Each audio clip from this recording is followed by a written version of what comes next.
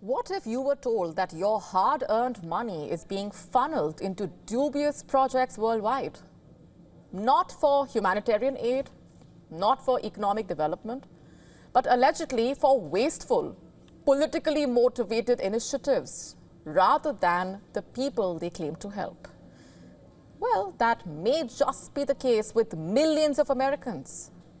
A report from the US Department of Government Efficiency has revealed that USAID has allegedly operated with little to no oversight, claiming that it poured massive sums into highly questionable projects, all while dodging accountability. And according to a recent White House fact sheet, the agency has become a breeding ground for corruption and mismanagement. Let's just take a look at some of the most outrageous examples of this alleged reckless spending. We start off with reports of USAID being involved in foreign election interference. Earlier this week, the department, the agency, claimed $21 million was allegedly allocated by USAID to increase voter turnout in India. It's important to note that US President Donald Trump said India did not need such financial support. Meanwhile, responding to the claim, economist and member of Indian Prime Minister's Economic Advisory Council, Sanjeev Sanyal, called USAID the biggest scam in human history.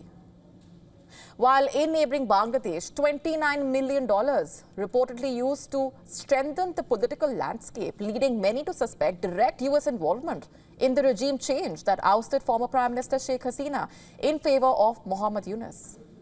The pattern continues in Nepal, where $20 million allegedly allocated to a vague project aimed at improving fiscal federalism. But what does all of this even mean? Was USAID actively destabilizing democracies, that too with so much ease and no impunity? These questions remain unanswered right now. Meanwhile, in Serbia, an organization allegedly received $1.5 million from the Biden administration. What was the purpose? To push diversity, equity, and inclusion in Serbia's business community and workplaces, promoting LGBTQ+ economic empowerment. But does this qualify as a priority for American taxpayers?